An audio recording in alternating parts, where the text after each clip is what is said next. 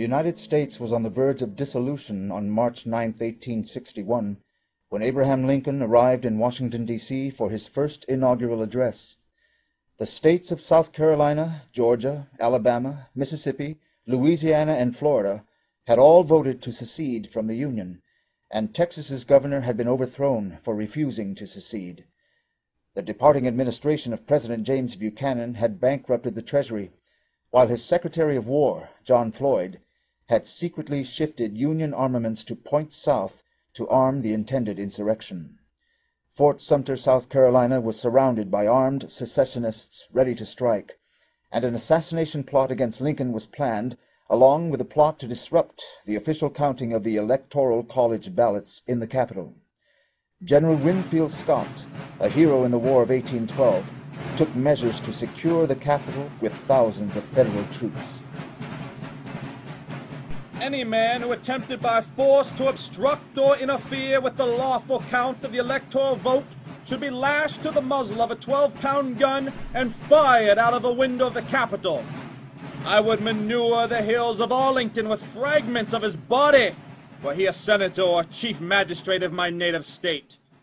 It is my duty to suppress insurrection. My duty. This siege of the Capitol and coming war was for Lincoln not merely a conflict between the North and the South, but a world war against the British Empire.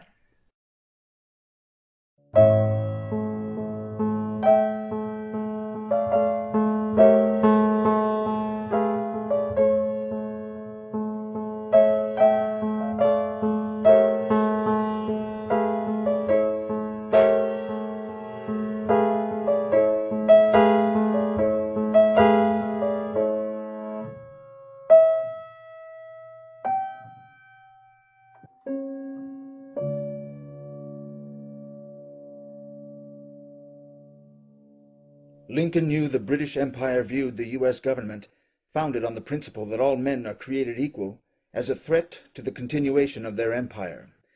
Lincoln also knew that the British Empire had not only steered the development of the present secession, but had organized continuous secession movements to break up the Union since the American Revolution. Alexander Hamilton, the first Treasury Secretary and founder of the American system of economics, was assassinated in 1804 by Aaron Burr, the Vice President of the United States. At the same time, Burr organized a military insurrection against the government to create a separate nation composed of the vast Louisiana Territory and part of Mexico. The design, funding, and brashness of Burr's operation were not his own. I have just received an offer from Mr. Burr, the actual Vice President of the United States, to lend his assistance to His Majesty's government in any matter in which they may think fit to employ him, particularly in endeavoring to effect a separation of the western part of the United States from that which lies between the Atlantic and the mountains, in its whole extent.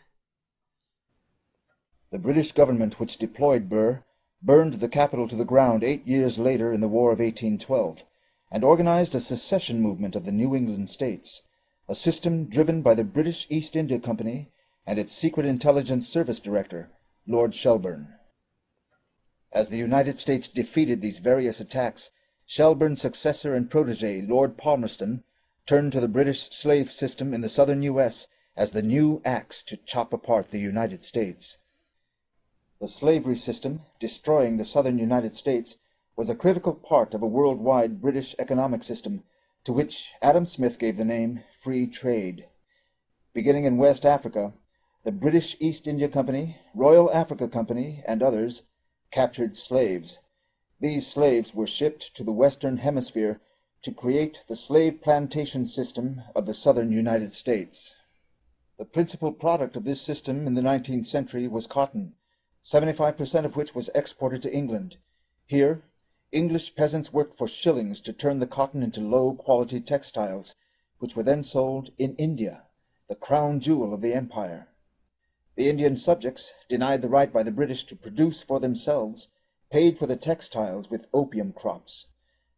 The Indian opium was then shipped from India to China, where it was forced on the Chinese people for enormous profit, addicting millions to the life-sucking drug.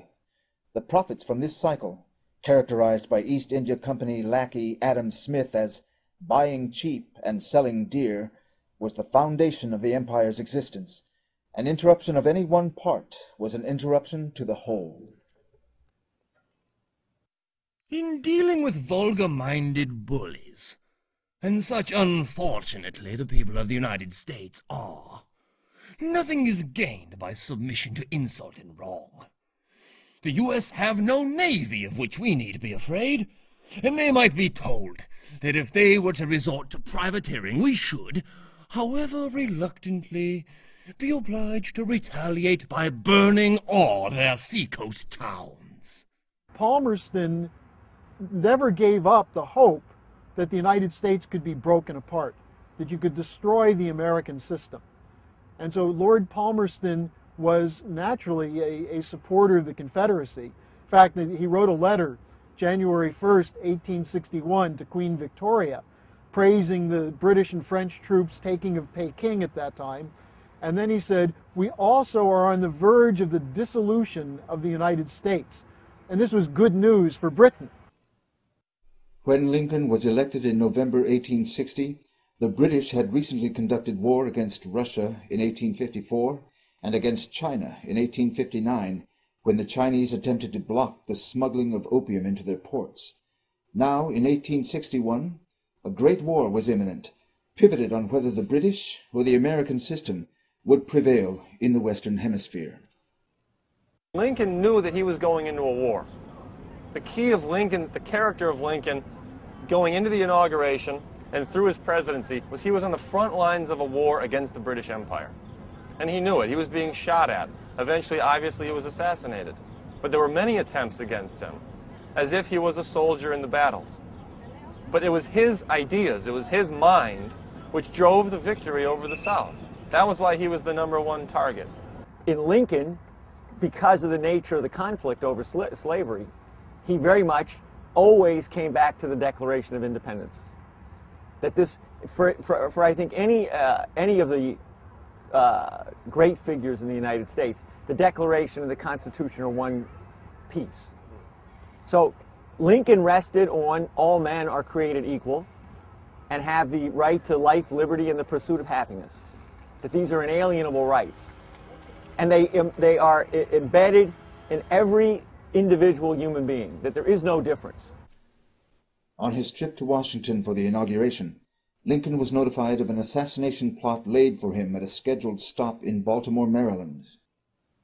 Now, when he passed through Philadelphia, after having been informed of this plot, he stood right here on this spot and participated in a flag-raising ceremony on the morning of February 22nd, 1861. I have never had a feeling politically that did not spring from the sentiments embodied in the Declaration of Independence. I have often pondered over the dangers which were incurred by the men who assembled here and adopted that Declaration of Independence. I have pondered over the toils that were endured by the officers and soldiers of the army who achieved that independence. I have often inquired of myself what great principle or idea it was that kept this Confederacy so long together. It was not the mere matter of the separation of the colonies from the motherland, but something in that declaration giving liberty not alone to the people of this country, but hope to the world for all future time. It was that which gave promise that in due time the weight should be lifted from the shoulders of all men, and that all should have an equal chance.